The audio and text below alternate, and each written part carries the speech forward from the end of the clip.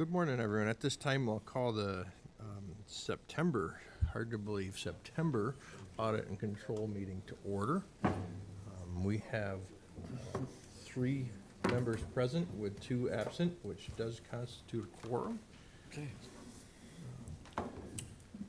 If everyone has had an opportunity to peruse the minutes from 8:21 meeting and have no corrections, I'd entertain a motion to approve. So moved. Second. All in favor, please say aye. Aye. Opposed? It's carried. Next on the agenda today is our privilege of the floor. If there's anyone here to address the committee, I'd welcome them to come down front.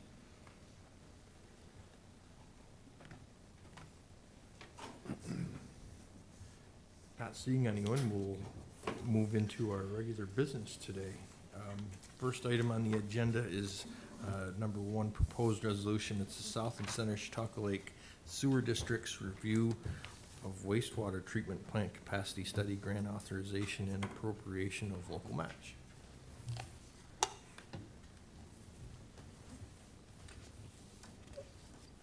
Good morning. Tom Walsh, Director of the South and Center Chautauqua Lake Sewer District. The resolution you have in front of you is basically to review the capacities that we have at the South and Center. In 1980, when the plant went online, the DEC permitted the plant at 4.1 million gallons a day. Since that time, we've done numerous renovations and upgrades to the plant, and so this time we think it's relevant to have a new study to look at, see what the capacity is at this time. With the latest upgrades, with the fine air diffused system we put in, would increase our capacity by 25%. But that is what we're asking an engineer to come in to really review what the capacity of the plant could handle as far as flow. So with a study, that would be their responsibility to find that out. So I have a question, if you will. Sure. So, I hate to phrase anything this way, but lately, some studies have been on our chopping block, and you're no different. I suppose. Okay. So, it's $50,000 for a study. What, do you feel that this is a justified cost? Is this is this what it typically would cost? Is this something that we, is this a necessary, and obviously, is this what it costs to do this? Sure. You know? So currently the plant, we are doing phase 1 and phase 2 sewer extensions around the lake. By doing this, we're increasing our flow. There's several other small properties that are looking to divert their flow to the South and Center Sewer District. And also the North Chautauqua Lake Sewer District, they're at capacity. So by understanding what our flow is at the South and Center, would pumping the North Chautauqua Lake Sewer District to the South and Center, is that an option? So without understanding what the capacity is at our plant, you're taking an entire option right off the table. So it's just it's really an avenue that we could explore. And without understanding where our capacity is, you have nothing to look at. Well, and even more, does it cost us 50,000? Could we do it for 35? The 50,000 was an estimate from an engineer. Okay. He actually gave us the estimate and said that, this is a valid number with a 20% match from the South and Center. Mm-hmm. So this is and of course, once you put the RFQ out, the engineer firms, they know what the cost, or they know what we have as far as available as funds with the EFC. Mm-hmm. So this would be a valid cost. And we would certainly get in, there are engineers that are looking at doing this work. Sure, and we asked, because, if you tallied up what the county spent last year, just from, let's just say from this year, this date to last September, and how much we spent on studies, Sure. it'd probably really make your jaw hit the drop table. So, I think at least myself, we're going to just start asking questions. Absolutely. when it No, I comes to understand study. everything we do is a study. I am certainly aware of that. Study, But study, this study. is certainly a study showing our flows and our ability to treat what our flows are. Not only do we treat 4.1 million gallons a day, but we have to treat it within 85% of efficiency. So whatever comes in to the plant, we have to remove 85% of the nutrient loading. At the South and Center, we remove about 98 to 99%. So our efficiency is very high. So understanding that, there's some ability to increase our flow just in that capacity. So we've done pretty well in what we've accomplished Oh, no. doing over the years. No, and you know, and I agree. I think that the study is necessary to see what it's gonna, what the options are, Sure. the best way moving forward will be. And you know, mine is more just, is this what the studies should cost us? And Yes, you know, certainly. and this is this the right process? Like you said, you put out, well, we're gonna secure $50,000, and then we put the RFQ out. Seems a little backwards too, you know, Yeah. let's put the RFQ out and then say, well, okay, they came back, we need 40,000, so then come and say, we need 40,000. And I will Mr. rephrase too, that I do realize, I said county funds, counties has funds, and it does come through this body to approve the amounts, but we are using, state funds Sure. and other grant Yep. money, so. Mr. Chairman, I can add to the discussion about the cost. Having had lots of experience with these type of engineering planning grants, the engineers look at this as an opportunity for future construction, design, engineering, and construction management. So if there were no anticipation of a future construction project after this study, I would estimate the cost of this study to be 4 or 5 times $50,000. But because they look at it as an opportunity to get a leg up when we get to looking for an engineer for design and construction management, they really sharpen their pencil. And I believe this is the reason that Environmental Facilities Corporation sets these engineering planning grants at maximum of $50,000, because they realize that this is the way the engineering firms, consulting engineering firms behave. So if, go ahead. Well, you said we'd have an increased capacity of 25%. What would we do with it? What would we, is there a purpose behind this? Is there some projects we're thinking about? So by doing fine, what we did, the reason why we change our processing from a surface aeration to the fine was for an ammonia. So the state came down and said, you need to reduce your ammonia output, and that was the basis of us doing the fine air diffusion. But in doing that, one of the sides was that it does increase our ability to take 25% of the nutrient loading. Okay, So it was an added benefit. We're not only removing ammonia that the DEC said that we had to, but the 25% increase in our flow capacity. So now, when the North Stock Lake Sewer District, they are at capacity, they have to either construct new tanks or change their operation, which could be costs of up to $10 million plus or minus. Another option, do we put a pump station in and send it to the South and Center? Because we can handle that capacity. Our average flow annually is 2 million gallons a day. So daily average flow is 2 million gallons. We can handle 4.1. But then, of course, you have rain events that also factor into this. But by petitioning the state, we could increase that and possibly take the North Stockholm. Plus, you have phase 1, 2, and 3 going around the lake. Plus, you have certain industries, such as there's a Blockville. right. Well, that's what I thought was mentioned on Monday at Public Facilities, that there were other Yes. possibilities for this that make that study a good idea, I guess, in my opinion. It's always good to know what, it's valid to know what our flow and our capacity is. Because if industry ever came into the area, such as Blockville, Right. their flows might not be increased to a point, but their nutrient loading may be. So we could utilize those and bring in industry. I mean, it's always good to know what we can handle as far as flow and nutrient loading, which are often not the same, but very similar.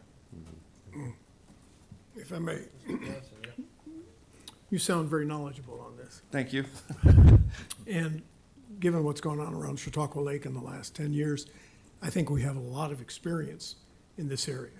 So if this were a private sector company, I'd just say, what are you hiring a consultant for? It sounds like you guys could do this yourself. Put together your own study with your own people. You sound perfectly competent to do that, so why don't we?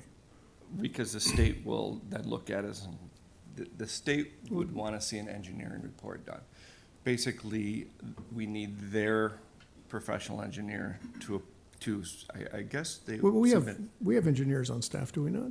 I'm not quite certain that I'm not quite sure on the legalities of that So- we can say that we could. I mean, Well, see, I used to be a management consultant way back when. okay, And you know what they said about management consultants? Mixed management was a bunch of seagulls who fly in, eat your lunch, look at your watch, and tell you what time it is. Now, the management consultant's response to was, oh, and charge us a lot of money for doing it. And the consultant's response was, yeah, but because we charge you a lot of money, you pay attention to what time it is. And said another way, if you just looked at your own watch and gotten on with it, you Sure. wouldn't have needed us. So, Legislator Larson, I can expand on that. Larson, The, sorry, Johnson, mind block. just Fred. Yeah, the Environmental Facilities Corporation that provides funding for sewer projects requires an engineering planning, or a preliminary engineering report that's done by a consulting engineer. This engineering planning grant will produce a preliminary engineering report that meets the qualifications of the Environmental Facilities Corporation to apply for funding for construction. And it has to be signed by a professional engineer. The county has no professional engineers on staff that are capable of doing this study. Well, enough. We're just getting started here, but bottom line is New York State requires it because they're going to fund something down the road, so I give Sure. up. okay. That's the bottom line, yeah. Doesn't mean that we can't question There the you go. theory behind Right. it, because, you know, even though the states, we understand why they're requesting all these studies and stuff, but it really Oh, it does does. cost a lot of money. Yeah, You know, I just said, what about the county for the last year? How about the state paying for them all last year? What did the state spend? last year? Sure. So, okay. All right. Any other questions or comments? You didn't think you were gonna get that many questions, did you? fine. It's good. The more you know, the more you know. We won't ask it next time. That's right. All those in favor, please say aye. Aye. Aye. Opposed? It's carried. Thank you. Thank you. Next resolution, number 2, is authorized lease with Federal Aviation Administration for antenna and equipment space within the terminal building at Chautauqua County Jamestown Airport.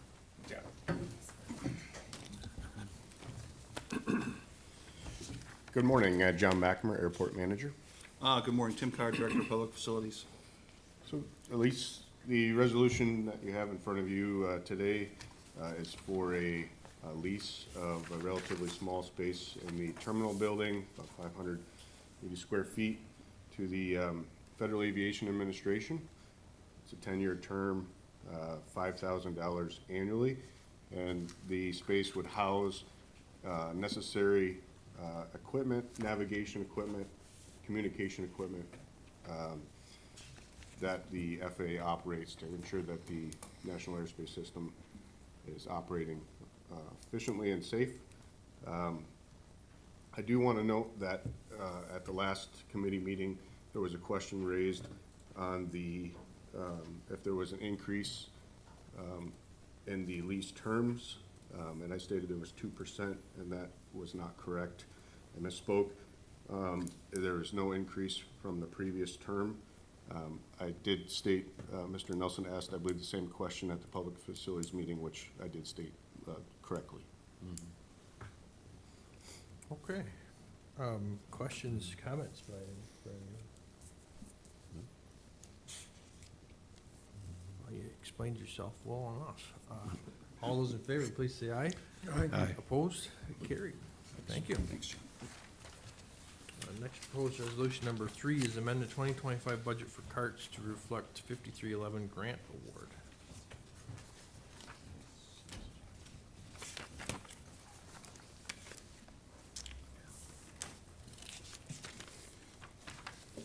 Good morning.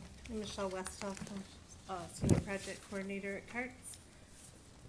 We need to amend our capital grant for an administrative vehicle and for cameras for the buses. We have in a grant that we've already accepted, $37,000 for an administrative vehicle and $200,000 for cameras. It is 80% federally funded, 10% state funded, and 10% locally funded.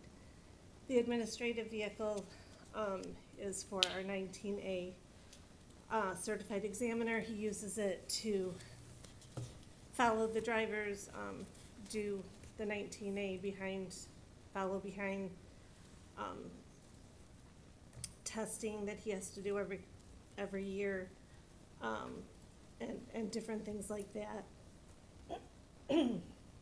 Excuse me. And then the cameras are for inside and outside of the buses, to protect us if somebody says that we hit a car or if somebody fell on our bus. Okay. Questions, comments?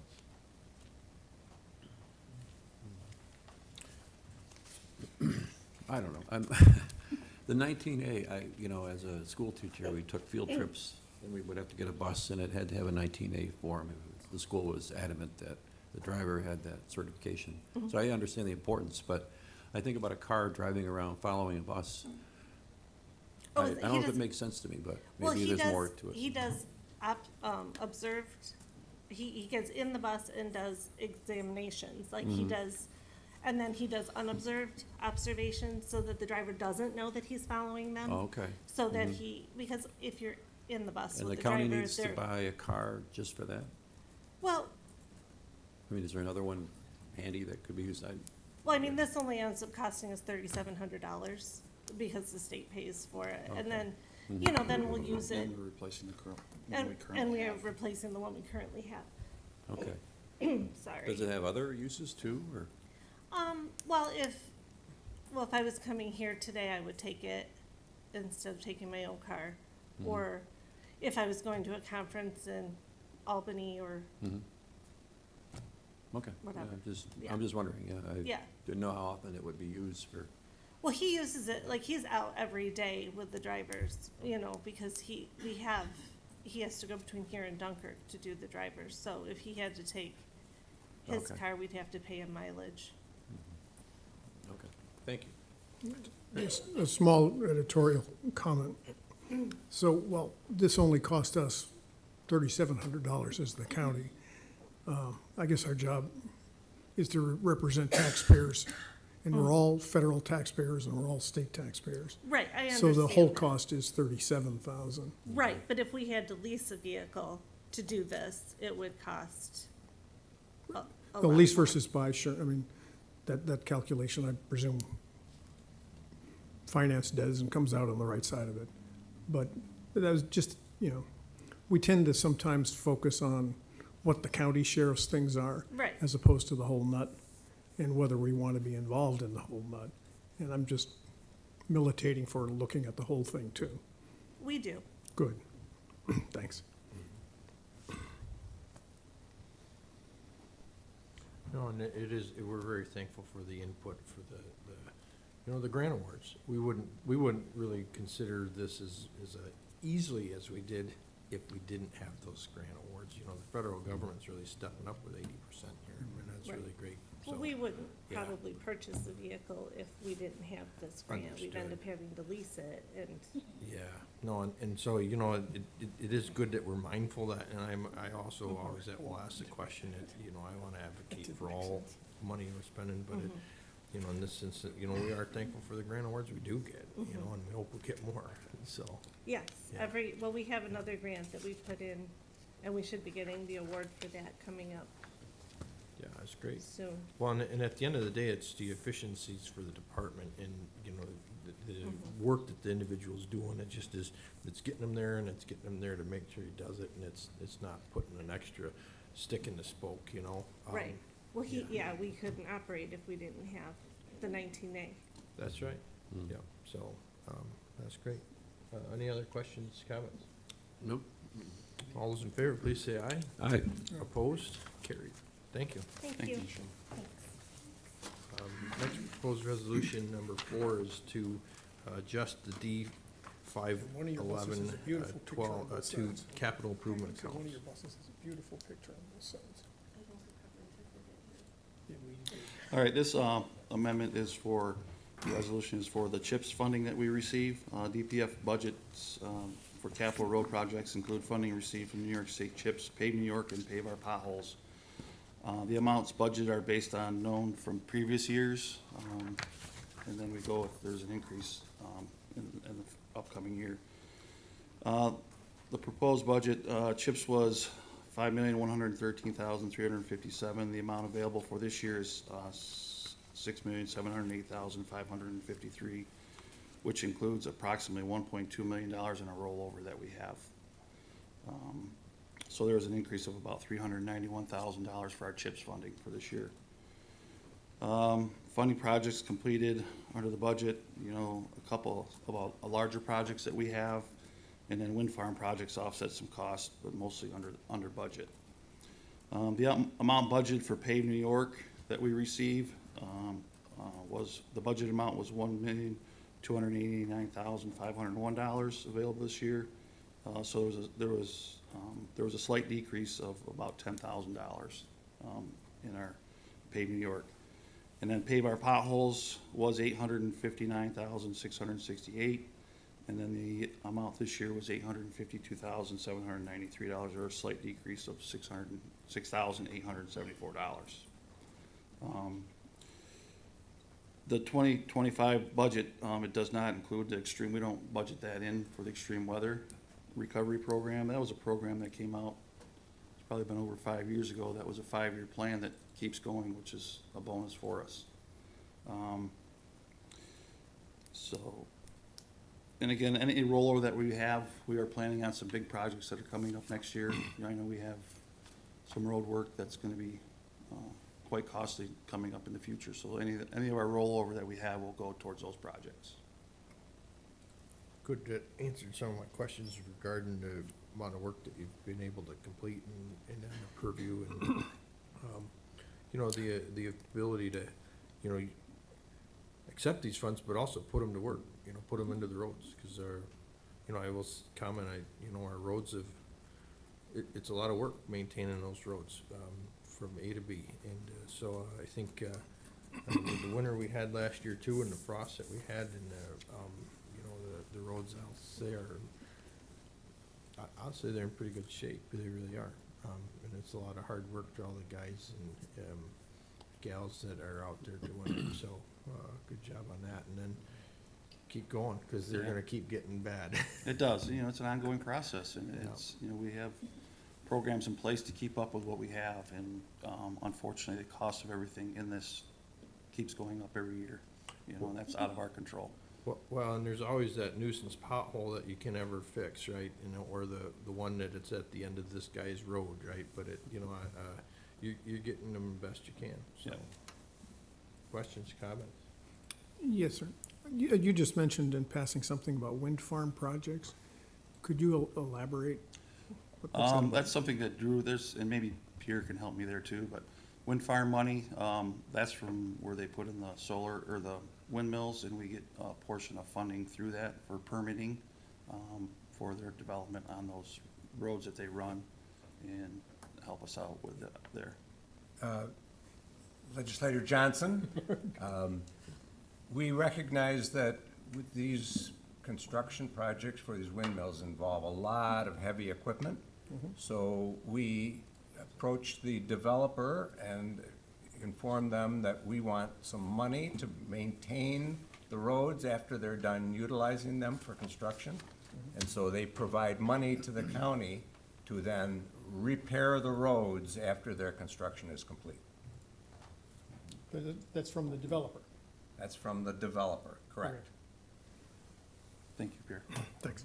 Just so those developers have a similar contract with the said townships and other municipalities involved as well, so they, any county road they're utilizing into that specific project, and also any, local town road or village road that they are heavily utilizing. And then they have an assessment team that go out after the project's done and say, well, yeah, we gotta refix this, this, and this, or what if we don't need to do any fixes and the road's fine? Do you give them the money back, or they don't have to pay it, or? No, is it, we always fix the roads. Always You know, find I know something. when I first started, I know they did quite a bit of paving for the town of Shalat.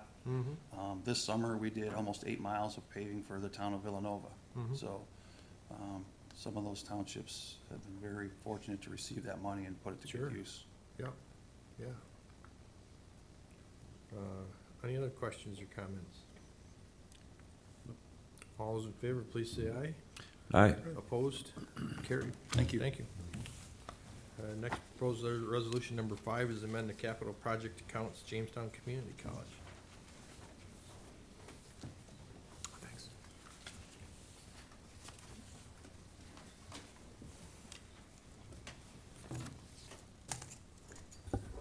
Good morning. Excuse me.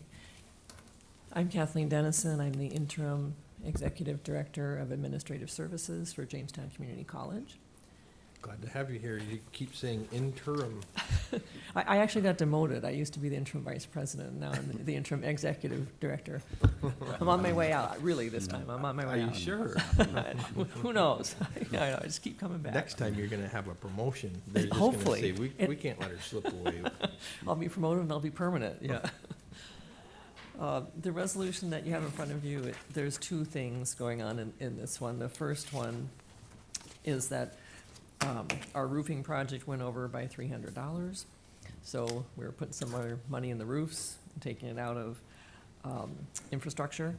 And we had to make this adjustment because with the 2024 closing of the county books, because we actually have a new roofing project that is funded by the county starting this year, but this was in the last fiscal year for the county.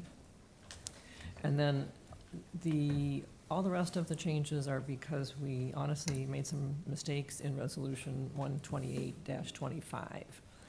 And that resolution was to increase funding for our Holtquist Library project, and decrease the funding in the asbestos abatement of the annex building at Jamestown Community College. So I came before you earlier this year to make those adjustments. All of the adjustments in this resolution, there is no effect on fund balance. It's just because some of the account numbers were incorrect in the original resolution. Okay. $300 overage is pretty acceptable, I'm sure. So, And it's self-balanced. Took it from another project. good. No, that's great. Questions, comments? No, I had the same comment. I thought if my own roof came in only $300 over the estimate, I'd be thrilled. Well, what you don't see here is the total amount expended on all of those roofs. We don't need this, we don't Yeah. need this. We don't want to talk about that. Okay.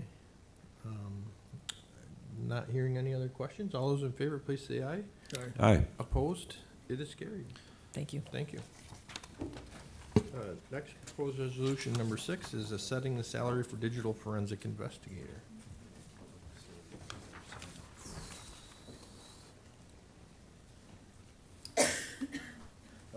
Good morning, Audit and Control. How are you? We are well. How are you this morning? We're good. Sam Zafoto, Deputy Director of Finance. Jason Schmidt, District Attorney. What do we have in front of us today? This morning, we have a resolution seeking to set the salary for an employee of the county. Cody Willett was an employee of the IT department who was previously assigned to the sheriff's office, where he performed data extraction work on electronic devices on behalf of the sheriff's office and really the county community. We had acquired that assignment from the IT department, and we sought to transition him into our budget as a full-time employee of the district attorney's office. We had expanded his responsibilities which fell in line with a civil service title that Deb Mikowski and the HR department had classified as a digital forensic investigator. We had discussed his role and responsibilities, and ultimately, we found that that it was more appropriate to set his salary at a grade 25. We're seeking to have that affirmed, by the legislature and move forward from there. Yep, and just one note too, we did make this change in the 2026 tentative budget. While we did not have this job title, so it's actually titled grade 25 CSEA, we did make sure that this was corrected for the 2026 budget and the 2025 budget. His office is trending below payroll costs, so this is not going to be a burden or a situation where this change would put us over budget the rest of this fiscal year. So a couple questions I have is, one, what is this, a grade, what was his previous grade, if you would? He was a senior personal computer specialist, a grade 21. Okay. And is the transition into your department, is there leaving behind any job duties from the sheriff's department that are unmet now? Well, I don't want to speak for the sheriff. He had reassigned some of Cody's responsibilities away from some of the work that he had previously been doing. And he had reassigned those to another employee of that was under his department. With that, we understood, Cody had reached out to us, and as a result, we had sought to bring him over to us. Okay. In this position, he actually is housed under IT, but then is allocated to the D, that's why. That's good. Okay. John D'Angelo, Chief Information Officer for the county. We've transitioned another IT employee back over to the sheriff department to fill that gap. So, and then we promoted somebody within the county IT to fill that spot. And now we're going to be, at some point later this year, filling the empty spot back in IT in the county, if that makes any sense. So people bubbled up and over to cover the public Okay. safety, which is our highest priority. Sure, no, thank you, and that's, as we continue to grow as a digital and society, I think we're gonna continue to see more and more manpower needed in this area. Now, when you talk about growing our county workforce, this is an area that unfortunately will need to grow. In 10 years from now, will we have made 3 more new positions, 5 more? What's the number gonna be? And I think it'll be justified at that time. And also, it's sad. We really do need a digital forensic investigator. It's a real serious crime that takes place, and we need that person to be really focused on this, because all in all, it's happening. So. It really affects us as a community on both sides of, let's say, an event, a criminal event, in that from an investigatory standpoint, Ring doorbell footage, security cameras, all of us have the ability to purchase those, on a retail level at very inexpensive costs, and therefore they're sprinkled throughout the county. When we acquire that evidence, oftentimes it's very difficult to really discern what we're seeing because of the pixelation, because it's never ideal. It's off in the corner somewhere, and you try to expand upon it. In order to really, to develop that, we need a digital investigator who has the ability to enhance the digital evidence that we're collecting so that we can fully investigate a crime scene. On the other side of it, once we have that enhancement, what we've encountered, and this is an issue that's really it's an issue that the criminal justice system is grappling with across the country, is what's the admissibility of that evidence once you start to change the metadata in order to enhance video by filling in pixels and so forth. That's something that sort of got me last year really going down a rabbit hole, because I was encountering a lot of issues trying to get evidence authenticated properly so that it could be admitted and put before the jury, and we were encountering many challenges with that. Again, it sort of connects to the underlying metadata associated with the video images. So in order to really utilize the evidence that's being collected at crime scenes, as best as we can, we really need somebody with IT capabilities that's been working with some of the law enforcement programs that are out there, so that we can authenticate the video without changing the metadata so that it could be admitted into evidence. And Cody has been very instrumental in working with us on that. and his extraction work with cell phones and so forth, personal computers. I mean, we've only enhanced that, and we have that ability now where we're bringing that into our crime scenes. You know, at 3 o'clock in the morning, if we're seizing an electronic device that we can get into without getting legal authority from the court through a search warrant, and we can get into it immediately, such as a victim that doesn't have standing to challenge it. That's very helpful, and that has furthered our investigations, and that's what Cody has been very instrumental in doing for us, and he wasn't utilized in that capacity before. And I think ultimately, from a public safety standpoint, we're achieving a lot having him with us. Do you think we're ahead of the curve or behind the curve? We were well behind the curve. I'm Yeah. very focused on the technology here because that's what we need. But Yeah. what you're saying about how our lives are impacted with digital, just the technology, the storage is incredibly, that's another challenge for all of us because those storage fees are a moneymaker for these outside entities that essentially exploit all of us. Yeah. And it's very problematic for all of us. Sure. Well, it's good to get caught up to the, I'm sure other counties are faced with similar situations, and the trend is being new every day, as what judges will and will not accept as evidence, as you say, and what that technology is. So it needs to get proven, and it won't get proven unless we have the individuals doing it. So questions, comments? Well, yeah, I had a question. Are we adding another position, or are we just moving someone from one department to another? Well, this ties out to that resolution earlier this year where the DA's office came in. We actually asked for an increase basically in personnel costs. This is that position. So yes, it is an FTE increase to the DA's office essentially year to year. That's what we came and discussed earlier this year, I think in February. I apologize, I don't have that resolution number, but that is this position specifically. And John did state that he is backfilling the position, so that it is a new position. So essentially the in essence. increase will be Yeah. in the DA's budget. You'll see it effectively in the 2026. But it's also a headcount increase in total Of one. for the executive department as it shuffles through. Okay. How big a salary or compensation bump is this for Cody?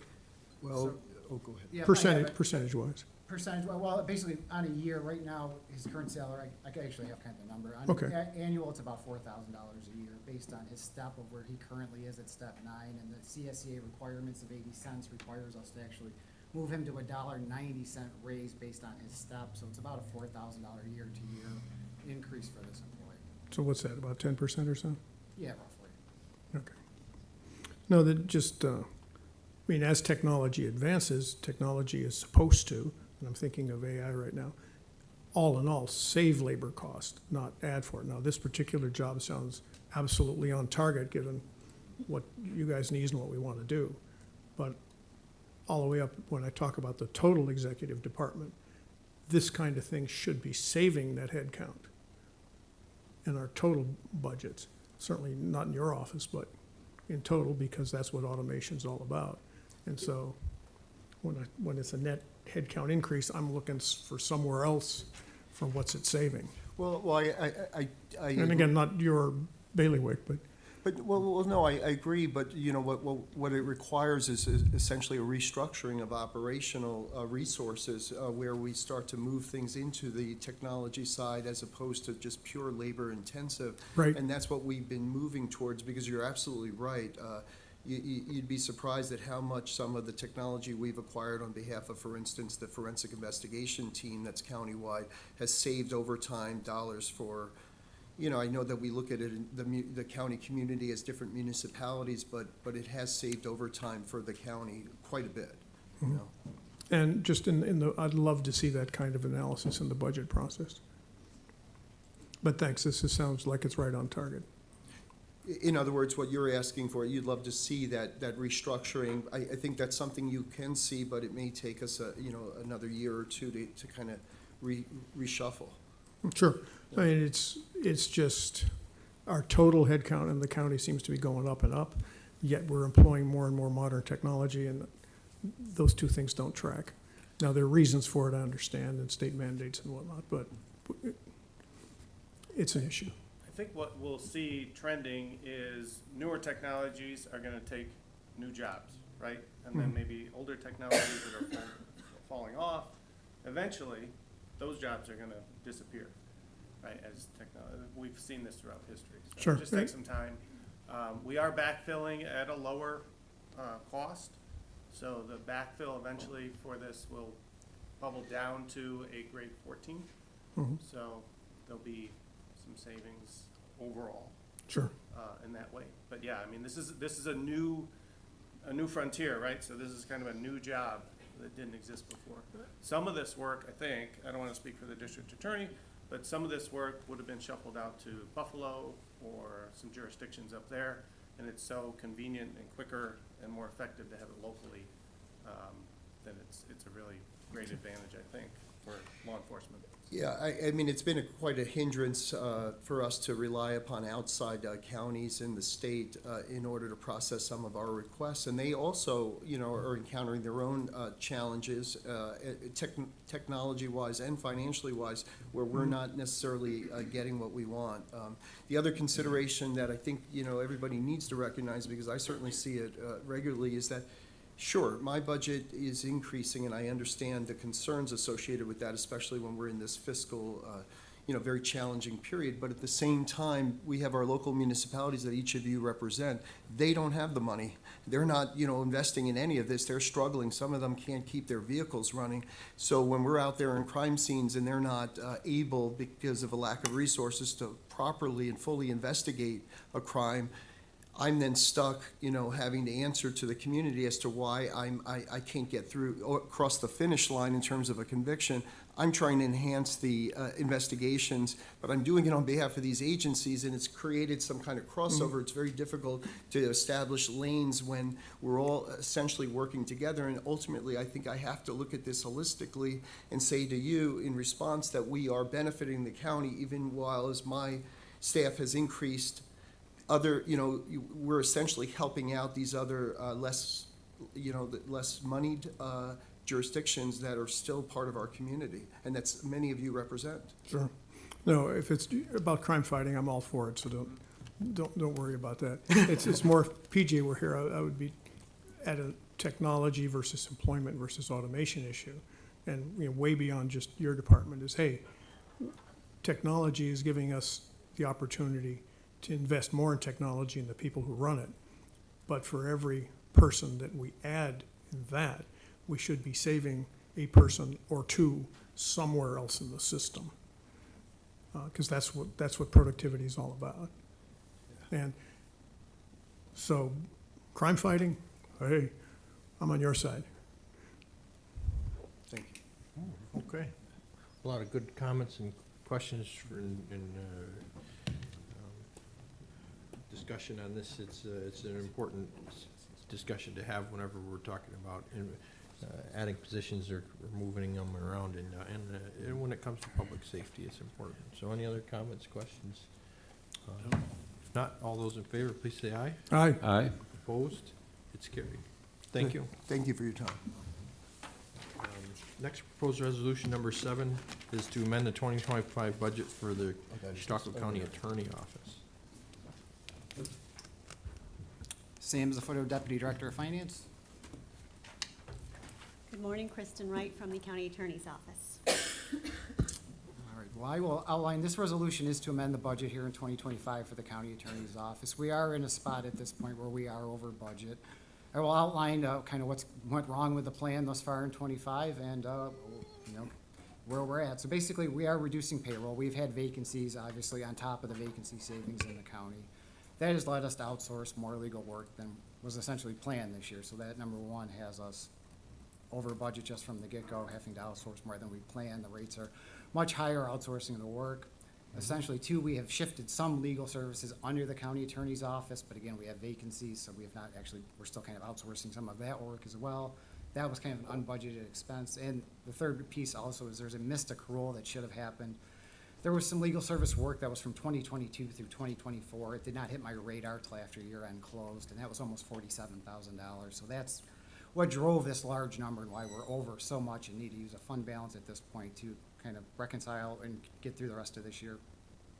Because there is no like surplus of revenue or any other way to self-balance at this point. Sure.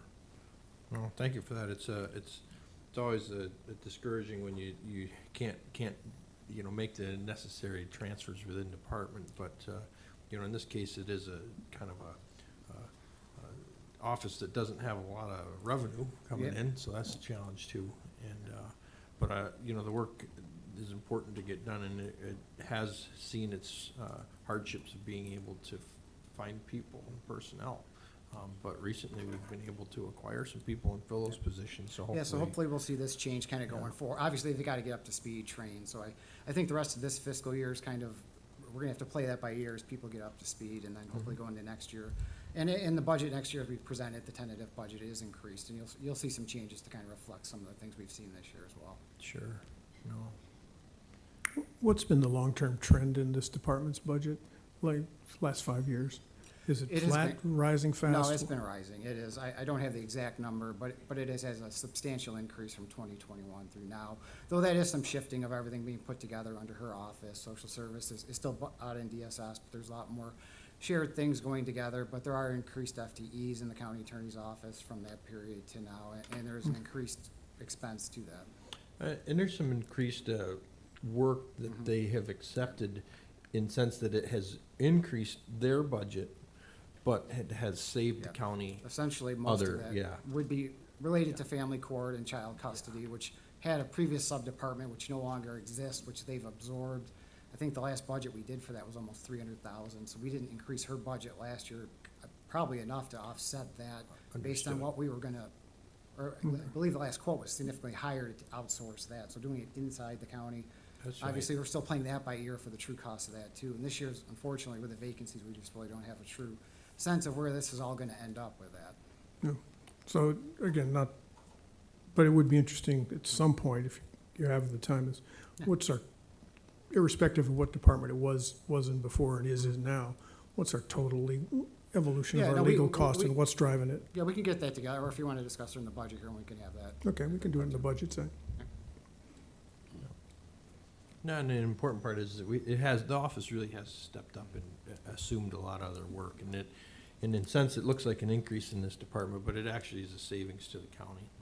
So it's, you know, and I think being fully staffed will really make a difference in this. And this outside counsel costs are, they're higher, you know, and we realize that. And that's, you know, it's important to be able to retain and maintain and hire. So, and attorneys have been difficult across all departments. The county law office is not alone in this. You know, they've, all county departments have had a hard time finding attorneys, so. Promote attorneys, people, kids to go to college and come back here. That's true. Questions, comments? No. Not hearing any, and all those in favor, please say aye.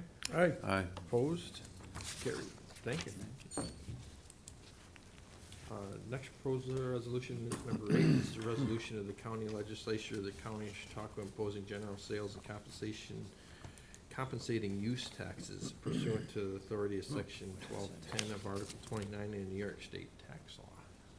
So as you may recall, earlier this year, there was a resolution asking the state to pass legislation that would keep, the result of which would be to keep our sales tax rate the same in our county. That legislation was passed, and so now this is the final step of implementing that we will have the same rate of tax in Chautauqua County. The county back in 1968 passed a resolution pertaining to sales tax, and year after year, we have amended that resolution, not every year, but over time. And the state has said, I think it's time for counties across the state to start fresh.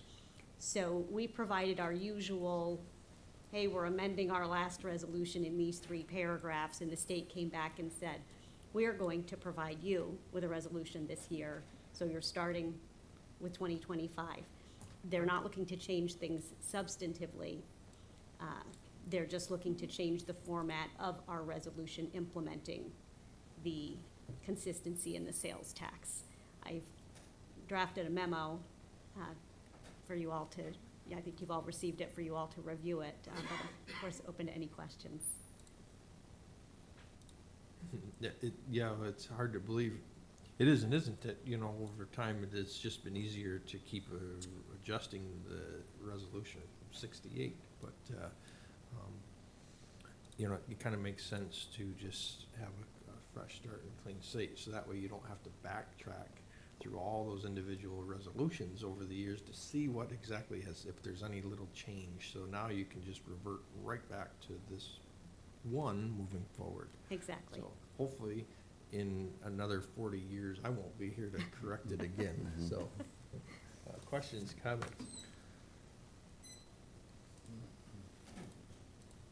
Okay, all those in favor, please say aye. Aye. Opposed? Carried. Thank you. Thank you. Next, resolution number 9 is authorize acceptance of the Victim Assistance Program funding for 2025 to 2028.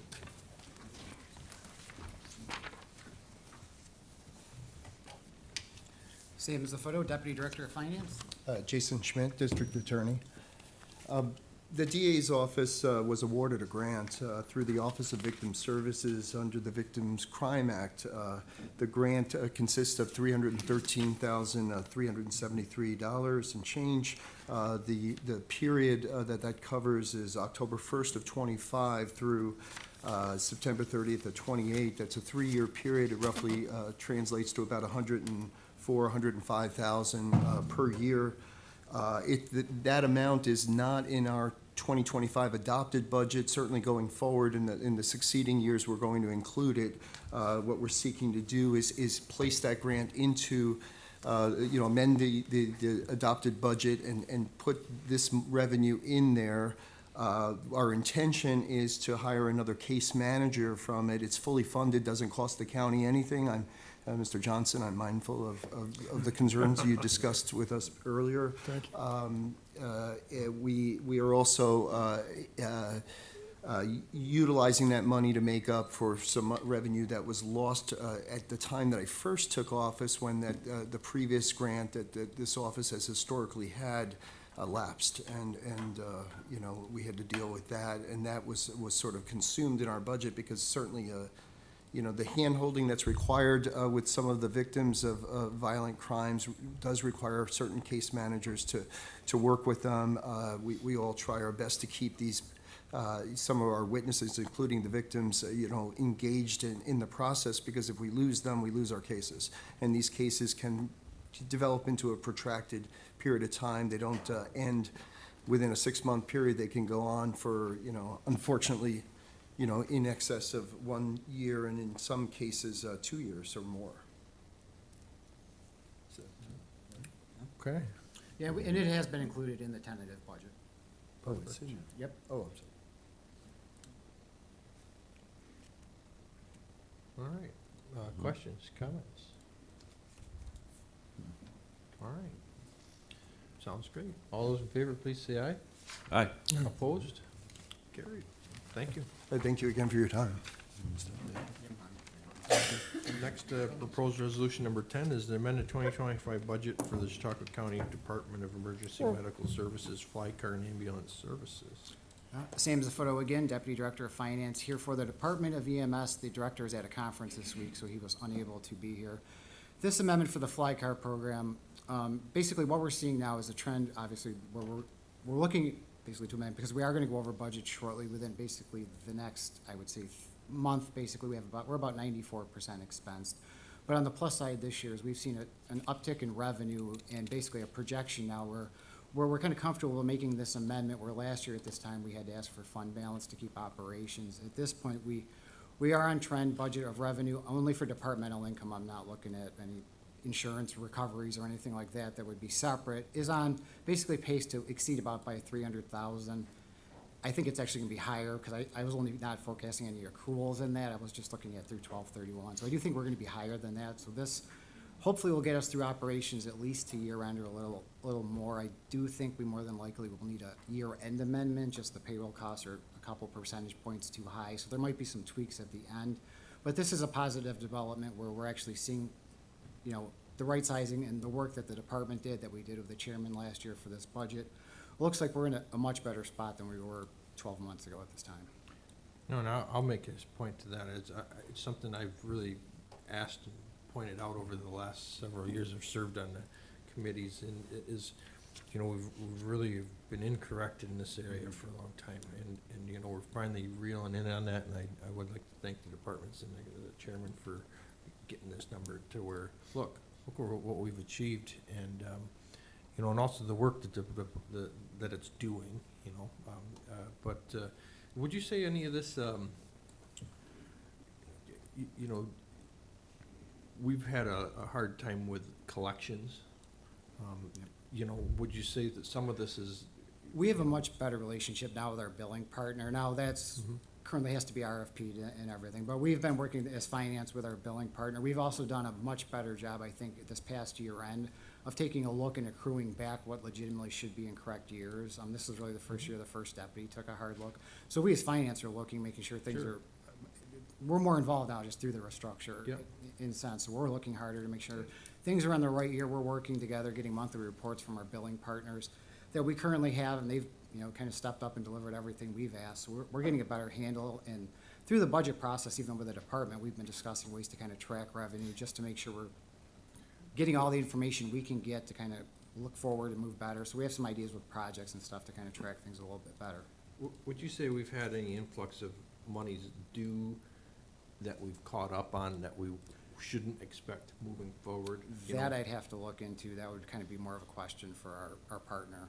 Okay, sometimes so we did do some really good work and we got an influx of funds, but then all of a sudden you'll see that taper off because we are caught up. Well, if you look at last year, though, we did exceed budget last year for revenue, too. We ended Sure. up, we budgeted this year 1.4. Last year, we ended at 1.8 in the fly car Yeah. program. So essentially, this takes us to about 1.7. I think we're going to finish closer to the 1.8, 1.9. But this was my comfort level based on projected revenue, too. This isn't a grant. This is kind of what we're seeing and trending. So I more than likely will have to do another amendment just based on that, just being cautious in that regard. That is projections, not actuals at this point, too. That's really great news, so, good work. Sorry, just used the term billing partners? Yeah, What is that? Well, we have a company, Professional Ambulance Billing, who actually does most of our collection for us. So really, they're collecting and remitting payments to the department and to the Department of Finance for the most part. So basically, they're under contract with us, and as a service that they provide to us, kind of handling, they get the cases and move forward. Basically, once the case leaves them, they handle it from there. Okay, so it's a collection agent? Yep. Okay. No, it's a public safety, public health, Sure. initiative. It's working, and, so it's good to see that it's, I guess, balancing out or pretty close. Yeah, and I think that, to make point, we questioned the ambulance service of being able to transport, and I think that's played a role in helping this in the sense of making it something that will actually help cover the costs at least, and we. I always have been in favor, even if it costs us money to do this, it's important, but I just wanted the budgeting to be correct. And, the budgeting's getting correct where we aren't making big adjustments at the end of the year with the fund balance. And, our fund balance is something that is really volatile, and to continue to draw, this is an item that has continually drawn on the fund balance for the last several years. And look, we're not drawing on the fund balance this year, so what a great thing, so. Questions, comments? Good. All those in favor, please say aye. Aye. Opposed? Carried. Thank you. Next proposed resolution is 11, is amended 2026 budget for Office of Emergency Services and authorize acceptance of fiscal year 2022 technical rescue and urban search and rescue grant. Same as the photo again for the department. The director did give me a write-up on this. So this is a grant that they normally do not get. This is a competitive grant. This is something the county traditionally would not have. We are the lead agency, but the department did partner with Cattaraugus County as part of this. We could get further clarification exactly that if you want from Noel on that. There is no local share though, so this is a great grant, and it's gonna be used to replace some outdated equipment with newer, modern equipment. There's no local share to the county, and a great job getting a competitive grant by the department. Jeff, questions, comments? Oh. Go ahead. Oh, no questions. No?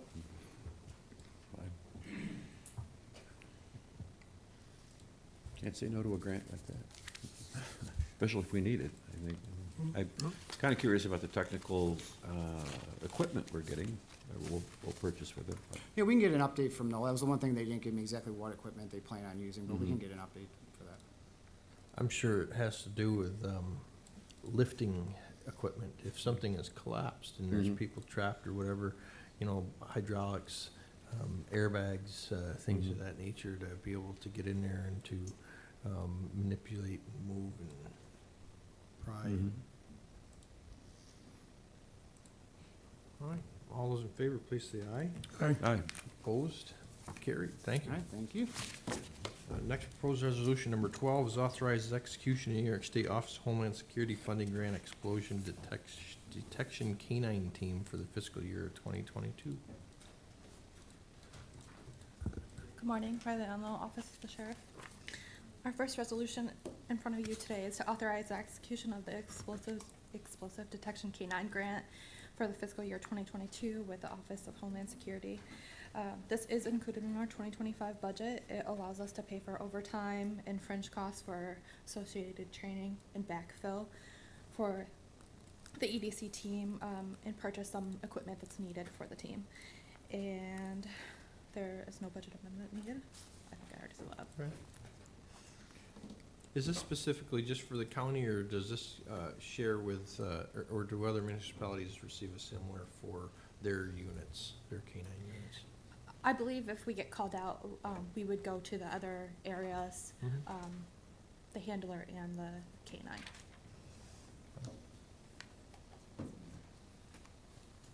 Questions, comments? All those in favor, please say aye. Aye. Aye. Opposed? Carried. Proposed resolution number 13 is authorized execution of New York State Governor's Traffic Safety Committee grant for the Police Traffic Services Program for the fiscal year of 2026. This resolution is also another grant. It's for the Police Traffic Services Program for fiscal year 2026. It covers the performance period of October 1st, 2025 through September 30th, 2026. It allows us to pay for overtime, for extra details for seatbelt mobilization, otherwise known as click it or ticket, and speeding. It is included in our 2025 budget.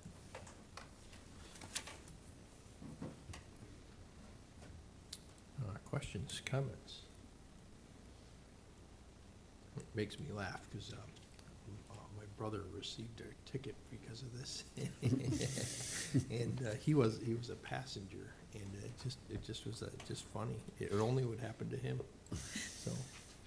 Do you want to say his name for the record, or? No, I think I know, I have a brother. He'd get a giggle at anything It's that kind of good to happened. do that now and then, too. All those in favor, please say aye. Aye. Aye. Opposed? Carried. Thank you.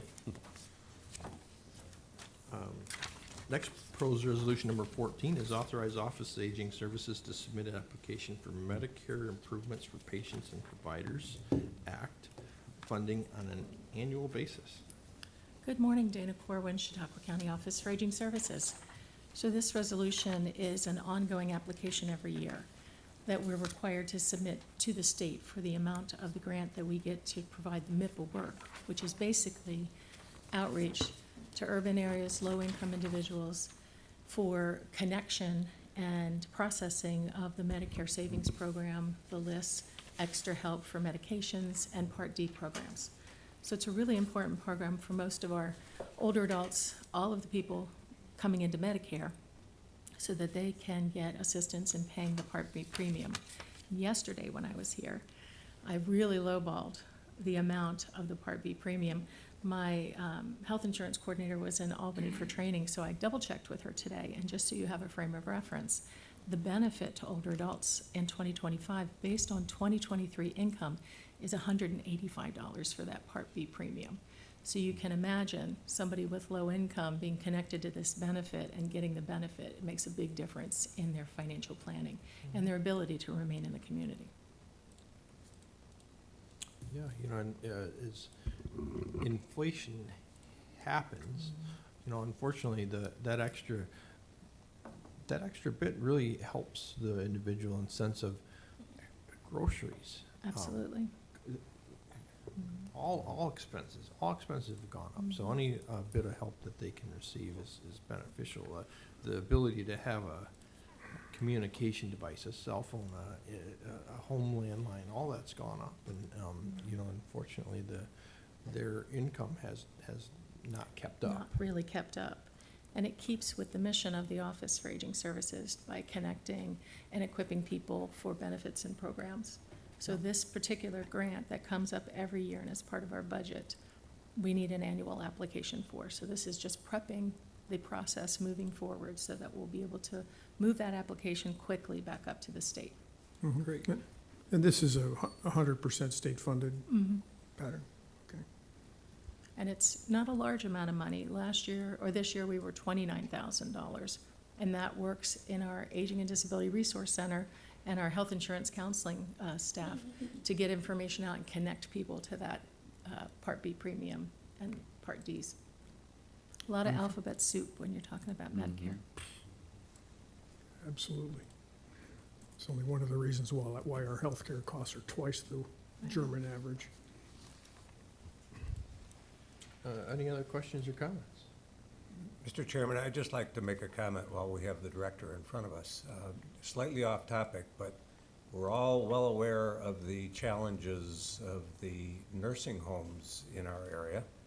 And the work that this department does in providing assistance to senior citizens, allowing them to stay in their homes for a greater period of time, is a great benefit, has been a great benefit to this community for many years, but especially now in light of the difficulties that the nursing homes are having and the changes to Medicaid reimbursement, which is already a part of the problem with the nursing homes, the importance of the work that this department does couldn't be greater than it is right now. And I would like to extend my personal appreciation to you, Dana, and to your staff for the work that you do. Well, thank you. We appreciate that. It is always good work to help our older adults remain in community, and you're absolutely right in that the investment in the community-based services and programs like this really wrap around the older adults in our community and allow them to stay in the community for a period of time. With our services, that's been up to 4 years, you know, holding off or staving off a higher level of care.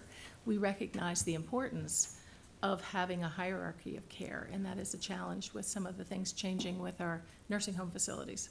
So as we plan at the Office for the Aging, we're always looking for services to keep people in place as long as possible, as safe as possible. So thank you. Yeah, you know, and I think that that's a very great point, Mr. Chairman, for bringing up, is that, you know, sometimes people or comments or questions are raised as how the county can help in the ongoing closures and difficulties that these retirement agencies have, and that's by the work that it's doing in pursuit of trying to, you know, to support the individuals and people before they have to get to that. Exactly. You know, and that's how every day we're achieving that. And, you know, there it is a time where they need to have some more care that they can receive at home. But any way we can bolster and build the care that they can receive at home will help alleviate too. And Absolutely. It's the best for the client, it's best for the economy, it's best for the county if we can keep people in place, and there are safe other, and independent as possible. sure, and there's other organizations in the county that you have partnerships with that are helping to achieve that in many other ways as well, and they're continually trying to grow.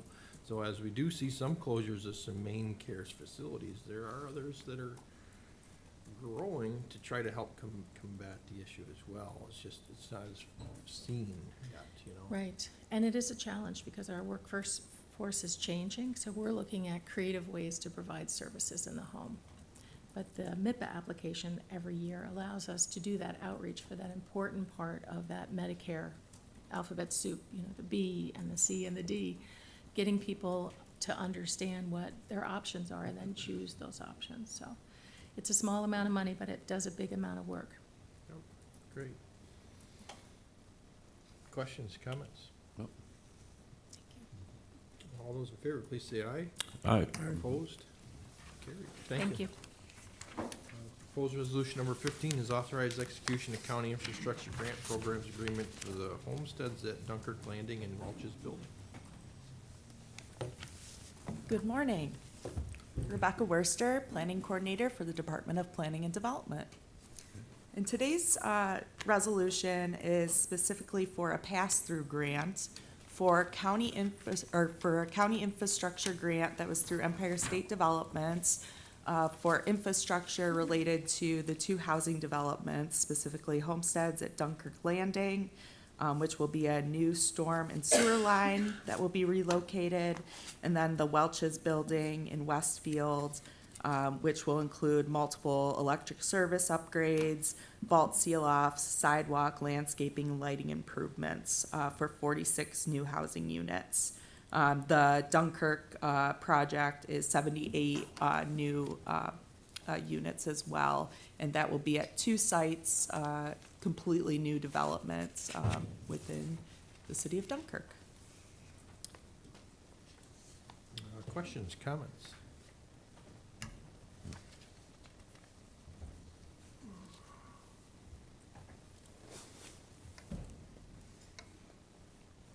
The units are needed, so I'm glad to see these things coming through, and the housing units that will be created for this, so that's great. Good work. Yeah, from our 2024 study, it indicated that by 2027, it's an anticipated need of about 1,200 single-family units, as well as 346 rental units. Right now, we're making some really good progress on those rental units. In addition to these projects, we've got Silver Creek Schools with 54 units, Gateway Lofts in Jamestown, 110 units. Dunkirk has a couple smaller projects, the Macaroni Building, 11 units, and the Dunkirk Bank Building, 5 units. So that actually brings us to 304 units that we're expecting to be online by that 2027 date. So making good progress there, working towards how we can improve and increase our single-family units as well.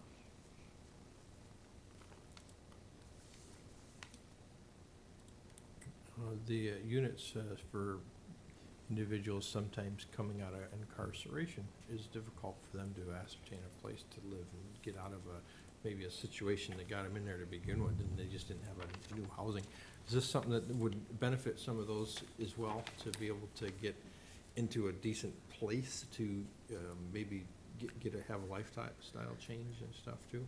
Possibly. There is going to be an area median income requirement of 60% to 80% is typically what we see with these types of housing developments. You know, that tax incentive is really important for getting these projects to our county, any grant funding possibilities. So, you know, if they're making, I don't know exactly the two-family, I have the four-family numbers, but a four-person household, and the area median income for a four-person family household is $76,000 approximately.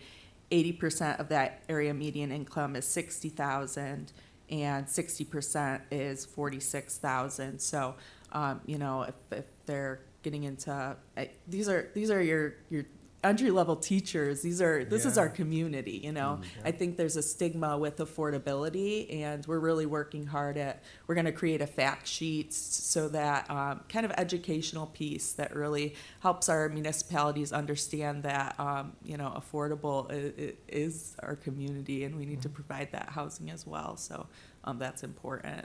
As far as your question, though, I don't know if they'd specifically fit into these, but that's such an important housing component as well that's included in our plan, and I think something that you know, we need to tackle also. Agreed, and that's why I bring it up is, you know, I agree it may not be for this specific plan that you have in front of us today, but it needs to be in the plan at some point too, to provide that and to get that area covered as well, because I know it's an issue. So. Yeah. Right, so this is on, I was looking at those tables the other night. Family of four marker, which they use for illustration purposes. how does it work if it's a family of just two adults, or if it's just a single adult? Yeah, there's a New York State, there's New York State regulated table, numbers, so it's by county, and then there is a specific graph that they follow. I apologize, I can get you those numbers on the, No, well, two-person. I saw that, I was digging into it last night. Gotcha. But if you've got a 500 square foot unit, is that deemed a two-person unit, or is it not a function of the size of the unit? How's that work? I think it's all based on income. I'll have Irrespective, to, I'll have to look. irrespective of what's being built? Because I mean, obviously, something that's built to house a family of four is bigger than something that's built to house a single person or a pair. Right, and these are 1 and 2 bedroom apartments. I can get you the specific numbers on how many units are in each, but I And just don't know tell- off yeah. the top of my head. Or just point me in at the right website. Yeah, absolutely. All right, thanks. Yeah. Yeah, I had a question. Reading through this, yesterday, I read, Dunkirk Landing and Welch's, but then you mentioned Gateway Lofts, which, being from Jamestown, that kind of, all of a sudden, kind of got my interest. Explain that, where this money can be used for that too, or? This specific funding was for 3 different buckets. You could use it for placemaking infrastructure, for economic development infrastructure, and for housing infrastructure. Economic development and placemaking were only eligible for $500,000, and then housing was eligible for $1 million of grant funding. We focused on projects that they have to be completed within 2 years, so kind of projects that were lined up and ready to go within that time frame. And we did reach out to Stell to see if this would be a good fit. They really didn't need infrastructure funding specifically related to this, so that's why we ended up with Welch's and with the Regan site. Because that project seems to be slowly Yes, yep, that's moving in the forward, works, but, yeah. I know. And our hope is that this will be a yearly grant opportunity, so that as, projects come up, we can continue to gain access to this funding for infrastructure for housing.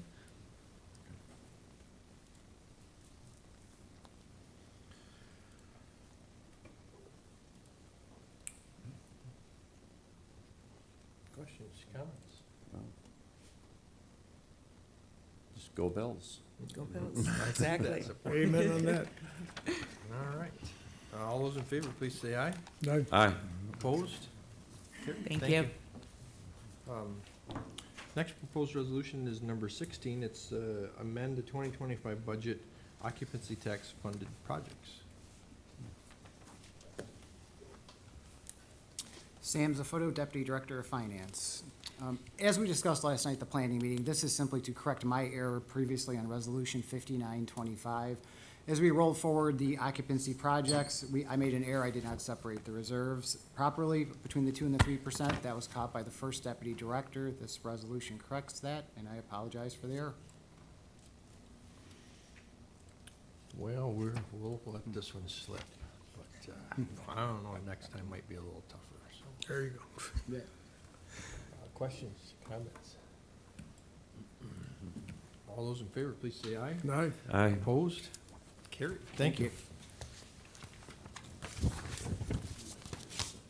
Next proposed resolution number 17 is authorize clerk of the legislature to publish notices regarding the public hearings of the 2026 tentative budget, maximum salary of members of the Chautauqua County Legislature and its chairman. Pierre Chagnon, Chairman of the Legislature. And this resolution empowers the legislature clerk to publish the notices as required by New York State County law. We do this every year. Okay, which which publication are we using? What service? We're using the Jamestown Post-Journal and the Dunkirk Observer. Do we also utilize our own infrastructure for this also, like a website and that sort of stuff? This will also go on the county website, yes. Good. Over time, I've been an advocate to transition into utilizing of our own stuff more and being able to have that available that way. So, questions, comments? All right, all those in favor, please say aye. Aye. Opposed? It's carried. Thank you. Next proposed resolution is 18. It's the amended Chautauqua County Department of Mental Hygiene and Social Services 2025 budget for increased safety net costs.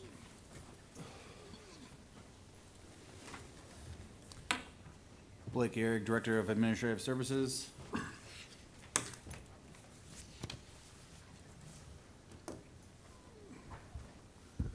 Carmelo Hernandez, Commissioner of Mental Hygiene and Social Services. Diana Sager, Deputy Director of Finance for Human Services. So this resolution before you is a request to amend the 2025 budget to increase the contractual cost of safety net for $3.5 million while increasing the use of fund balance by $2.385 million. If you recall, last year during budget time, we conservatively budgeted this mandated program in the tune of $8 million. We were hopeful that that number was going to get us closer to year end. However, this time, as of last year, we have seen cases increase and then now we have also seen expenses increase. So we're hoping, and actually currently we're averaging at the end of August, we're averaging about $1 million a month. So we're hopeful that this resolution will get us to year end.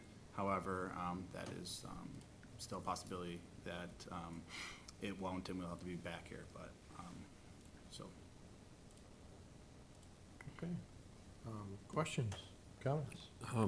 Yeah, this safety net costs, like, can you be more specific, I guess? And what exactly are we talking about? Safety Net it's one of our mandated programs. Okay. So the best way to explain it is, so when individuals first come into, let's say, public assistance, they get the TANF, so that's your family for services, so that's 60 months. After that's complete, then the way the ratio is reimbursed changes.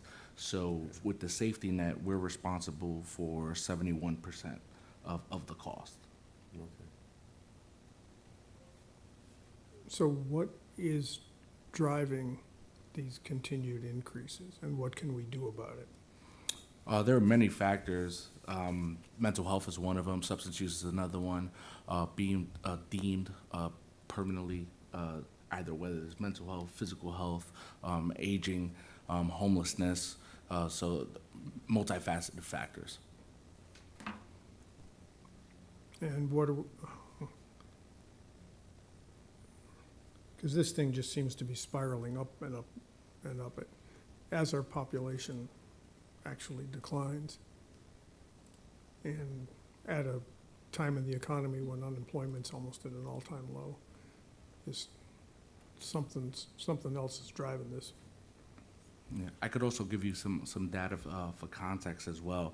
In 2024, removing New York City and all the other counties outside of New York City, Safety Net as a whole costs $497 million. When you add New York City, it was in 2024 $2.32 billion total. Chautauqua County last year we were at 11.2. When you remove New York City, we were 2.26% of it. When you add New York City, we are 0.49% of the cost. Big expense across the state. Absolutely. And the state unfortunately can't pick up the whole bag, and they've, faced the challenges of giving the counties a 70% bill, which, we've been able to adjust, and it's been tough, but that's a lot of money that it is required to utilize this. And great question, Legislator Johnson, of how do we stop the increases, and how do we combat this and to lower our expenses? And I've continued to ask those questions and that's the continued support of other programs. You know, mental health programs to help get these people back on track. We're in a situation where they can be members of society that are not on this program. You know, different housing strategies that we just approved, maybe will help assist in some of the housing costs that we're facing. A lot of different things. Our crime, getting the individuals,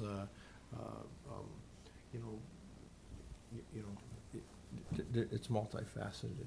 And so hopefully continuing to support those other programs. It goes back to intervention into the schools. You know, getting the people on a positive track right at a younger age will help benefit this down the road too. So it's a multifaceted thing, and information is, you know, we enjoyed a time frame where this number actually was less, but if you go back years before, these are not new levels. We've experienced these levels in the past, and you know, it's kind of gone up and down over the years. One comment I did want to make is that, you know, this was a issue in our budget process last year, and we were concerned about this. At the time, making the adjustment and making it more of a anticipated expense was a challenge, but also in that particular calendar year, it would have been a challenge to add the extra money necessary to make this what we really anticipated. It would have, it was a hard ask in that budget. But this year, I hope that we will be able to help fill this gap a little bit with that. And I will say that I did ask the budget director to give me a percentage. So this usage of fund balance is 8% of our fund balance, which is a pretty good amount of our fund Absolutely. balance. So, you know, doing this offset right here today is a 8% hit on the fund balance. And, you know, it just goes to show that, you know, the importance, I always alliterate the fund balance is the importance of having it and necessary. And look at this, that we're 8% of it we're using today to offset this budget. If we didn't get the fly car straightened around it, we would have been using 10% of it today, or 12. So, you know, this is another area though. Let's roll up our sleeves and correct this a little bit. So next year, we're not using 8% of the fund balance. Take some work. No, you're right. And, you know, I've been doing this on a couple of these, and I will admit to being something of a congenital tightwad. But also, you know, we as legislators are here to represent our taxpayers. And then on top of that, one of the things that worries me longer pull is our federal government is running out of money. Now, we're never going to reel in our legislators and whatnot, but the bond market is starting to say no to bigger and bigger federal deficits. And so one of two things are happening, or we saw it happen in this last so-called big beautiful bill, where expenses more and more are going to get shoved down to the states, because states don't have access to our grandkids' credit cards the way the feds do. And we've pretty much tapped out our grandkids' credit cards. And so as it gets shoved down to the state, it's going to get shoved down here. And we're going to have to make the hard choices of actually raise taxes ourselves, either at a county or a state level, or cut benefits. And so we just need to be really, I believe, hard-nosed about who qualifies for this kind of thing, why, and what the hard-nosed ways of cutting expenses are. Because I'm really not up for big increases in taxes. But we may have to do that someday too.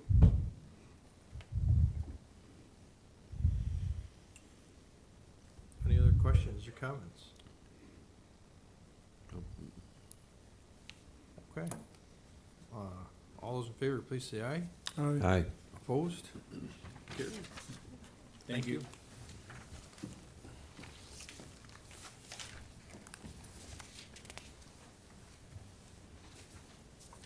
Okay,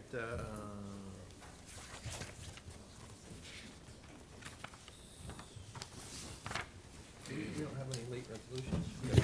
Where'd it go? Yes, here it is. So at this time, I'll bring forward a late resolution to conclude all of our resolutions that will be posted today. And the late resolution today is titled Authorize and Approving Settlement Agreement and Action Relating to the Opioid Crisis, Purdue Pharma LP and the Sackler family. Good morning, Kristen Wright from the County Attorney's Office. Apologies that the resolution is late. We just received notification on this week, and the deadline is September 30th.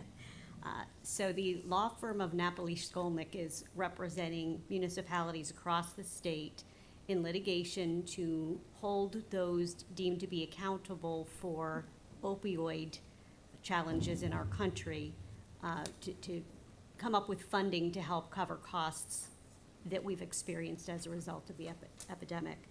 They are recommending that municipalities enter into the settlement agreement with these two entities. One of them is Purdue Pharma, which is a corporation. The other is the members of the Sackler family themselves.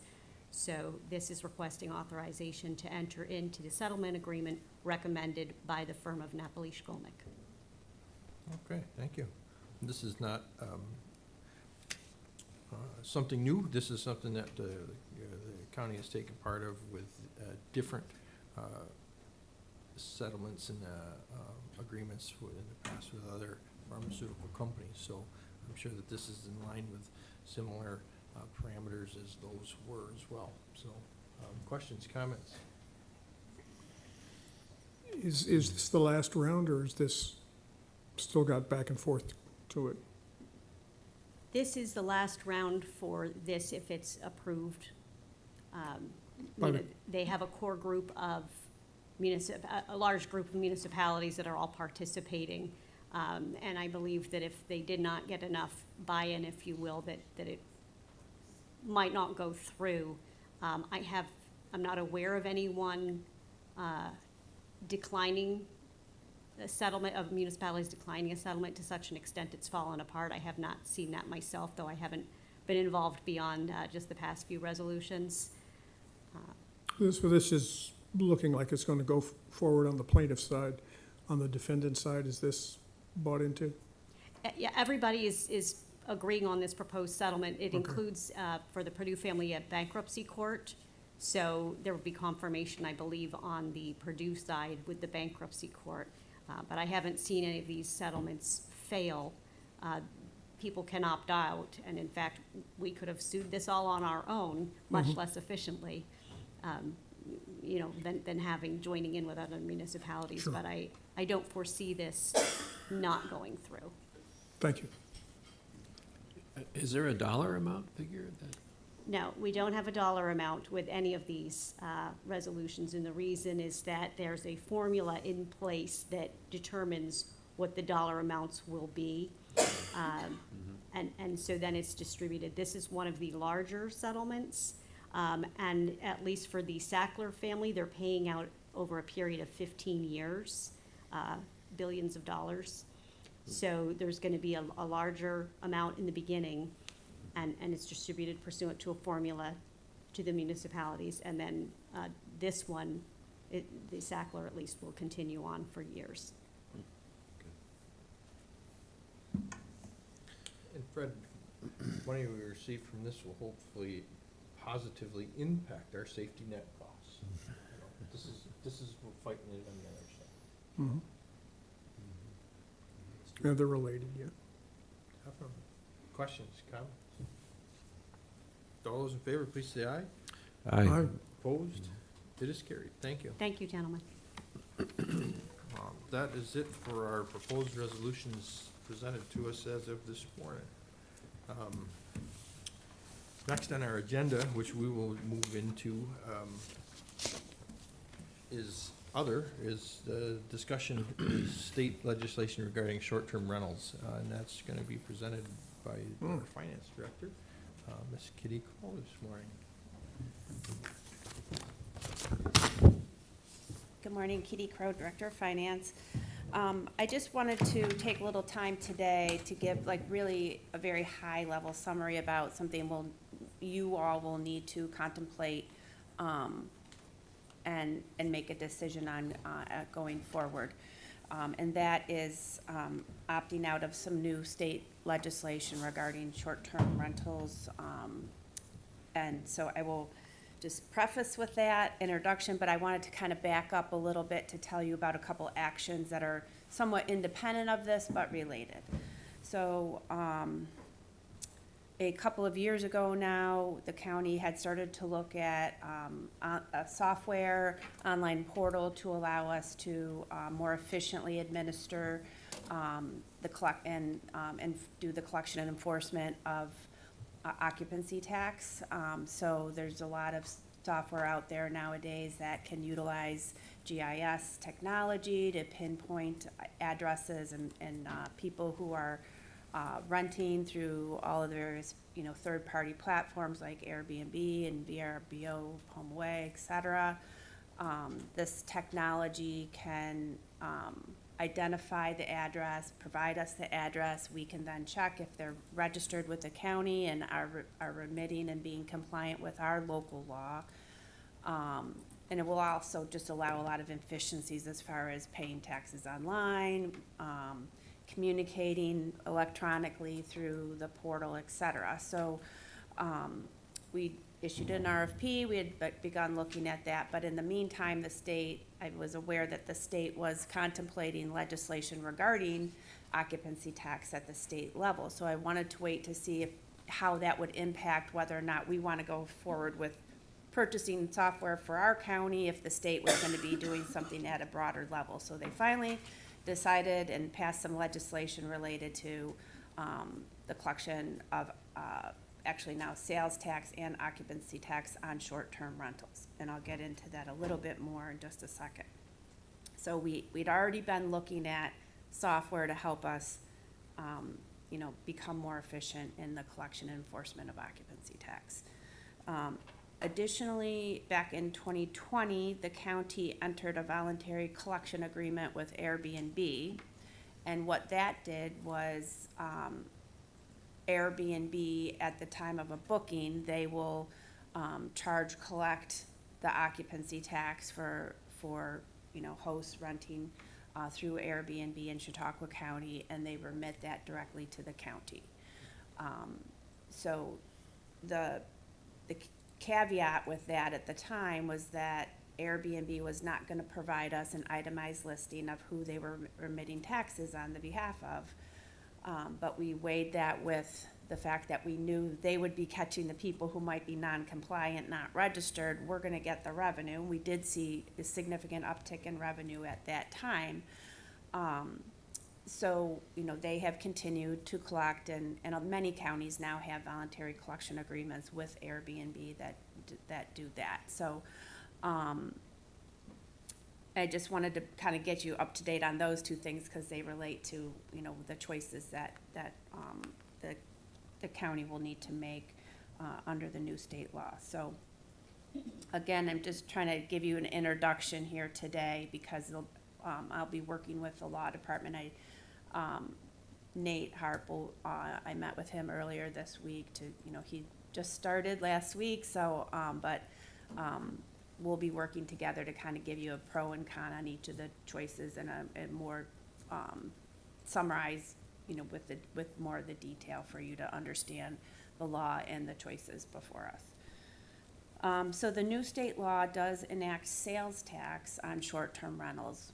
Previously, short-term rentals, which is now defined in the state law, were exempt from paying sales tax. So we will benefit from that because that is a new taxes that the county will now receive, and those taxes are under the state law must be collected by the booking platforms.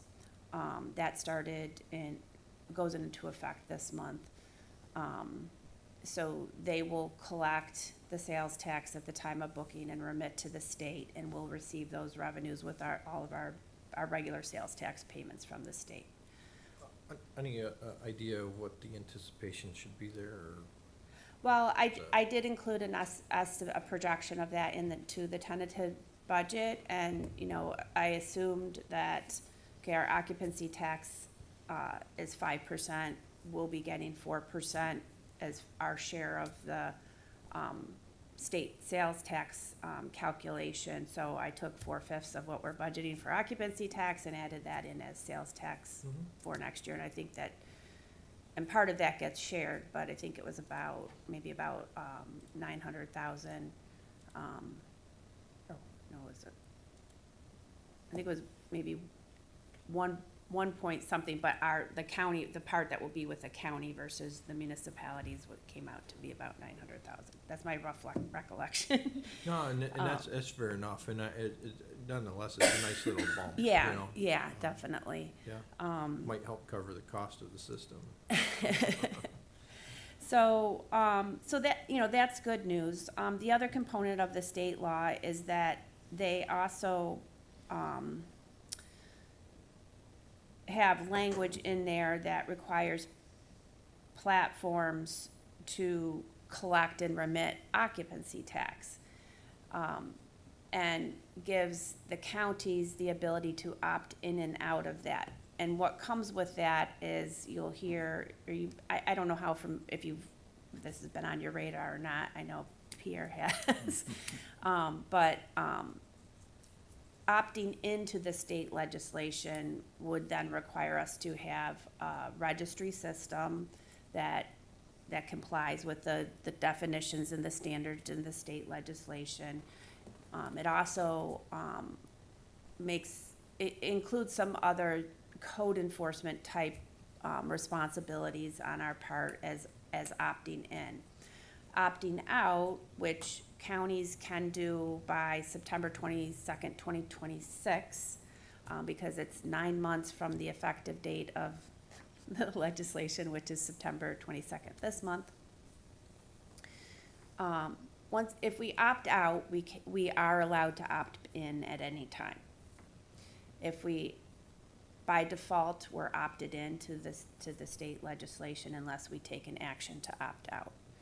So we have some time to thoroughly vet the legislation, and so you can make an informed decision on which route you think would be in the best interest of the county. Roughly, what's the time frame on that? I mean, So to opt out, we have to pass legislation by June of next year. okay, so I know we have time. Yeah, we have time. Regardless, opting out doesn't mean that we wouldn't still have a registry. It doesn't mean that we won't still have our local law regarding occupancy tax. So either way, we're gonna continue to collect occupancy tax. Anyways, for purposes of being more efficient, allowing, online technology for hosts that are renting their property to collect our occupancy tax. So, and I say that because in the state legislation, when the language is you're opting out of doing a registry. So, but that won't mean if we do decide to opt out, we won't still have a registry system. So I wanted to just introduce this topic. I'll continue to bring more information over the next couple of months. There's a couple of questions I have Nate looking into as far as what it means if we opt in or out. This has not been I've been to several conferences, at least 3-4 conferences this year that this topic has been discussed. What's difficult with it is the state did not provide one registry system that could be utilized by all counties across the state, so that's a challenge. It's a challenge for the platforms because if they have to interface with every different county's registry system, that's a burden and a cost, both to us and to them. If we opt in, it means that the platforms must obtain the registration number for that property or from that host before they can start doing business on their platform. So, as you can imagine, the platforms would rather have counties all opt out. It does put a significant, if we all opted in, that would be a significant burden, but, so those are some of the things that we would be contemplating, and So I wanted to start the conversation, let you know we're working on it, and we'll be continuing to bring more information to you. So. I like to stay on top of old business, so, you know, would you be comfortable revisiting this in a couple months, 3 months? You know, we can get it back on the agenda for a discussion item. Yeah, I would say November, December, I would Okay. be able to definitely, I mean, We have it's some kind of budget something season I want to up, but- wrap up sooner than later, but, Yeah. yeah, I mean, a lot of counties are struggling with some of the language in the law.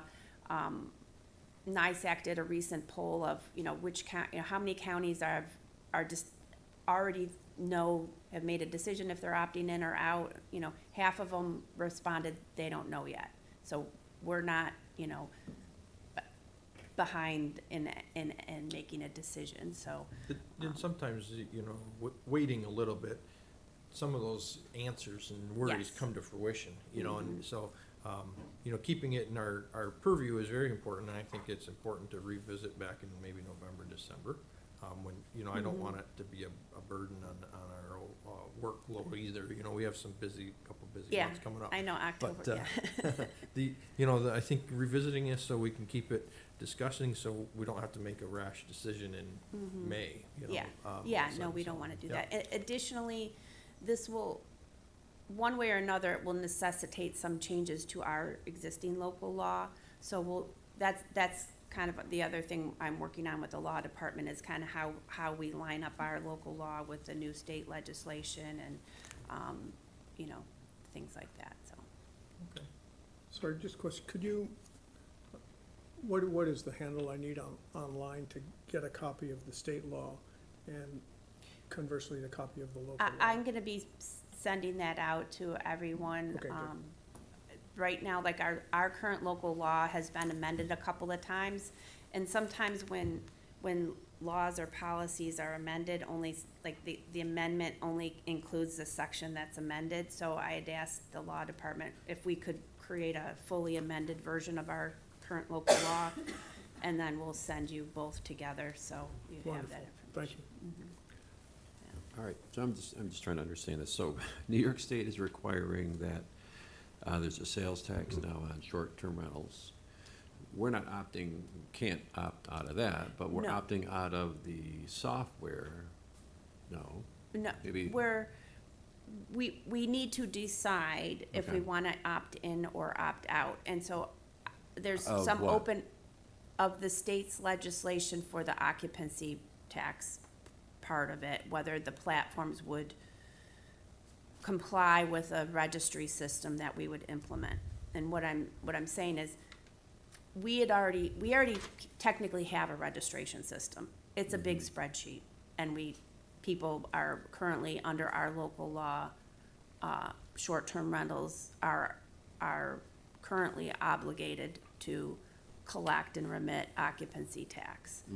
So determining who's compliant is a challenge for us, because, you know, we've previously had a person of my staff spend her time all day scouring websites to see who's renting, who's registered, who's not registered, sending out letters, things like that.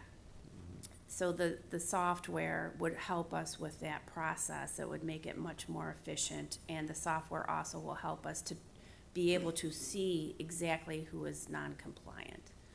okay. So, and that's why it gets confusing, because the state legislation is worded as though we would be opting out of a registry system. But we would be opting out of what the requirements are under the state law as far as a registry system and what the platforms are obligated to do under that. If we opt out, we're still gonna have a registry system, we're still gonna collect our occupancy tax. It just won't come with all of the other responsibilities under the state law.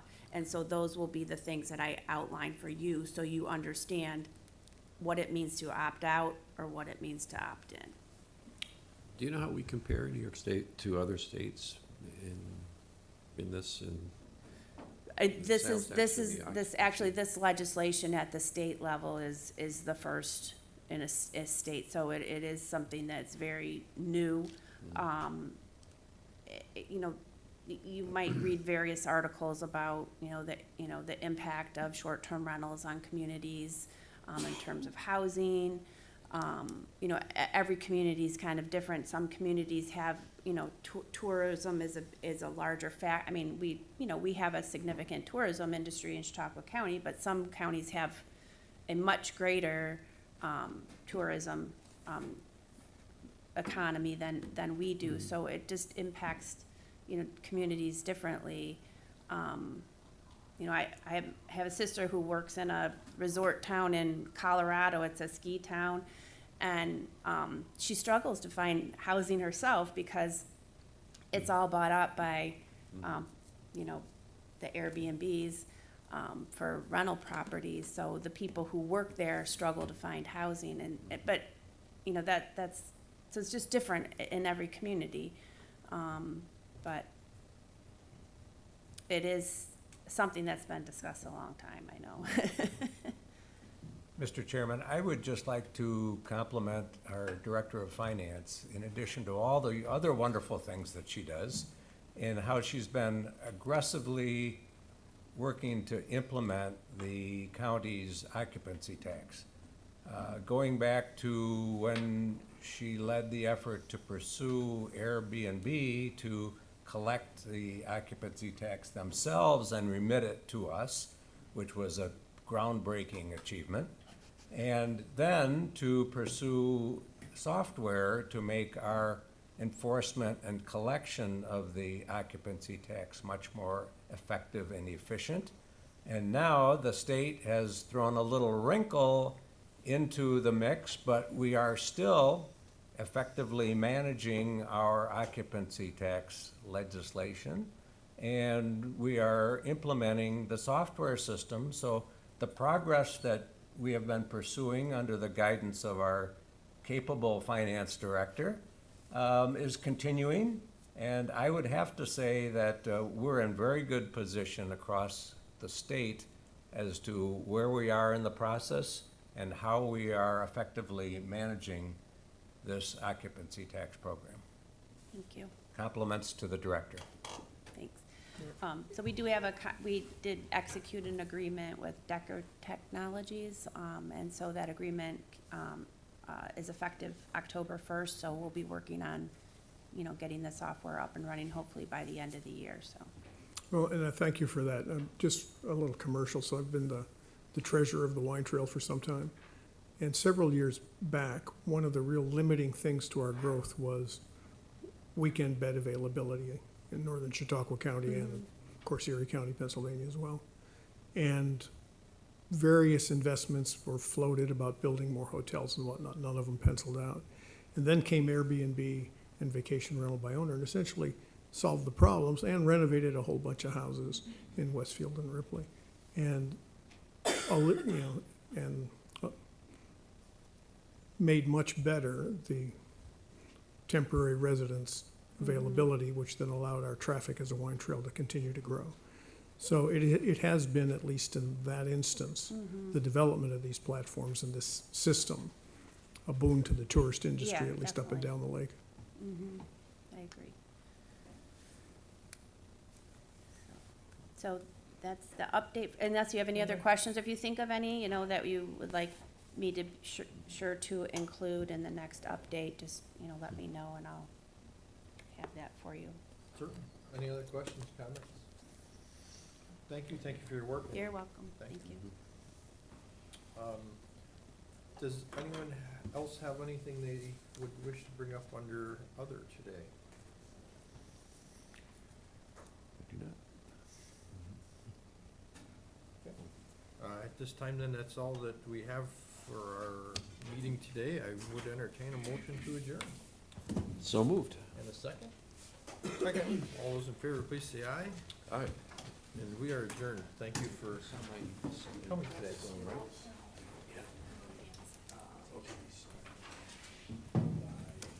There, signed.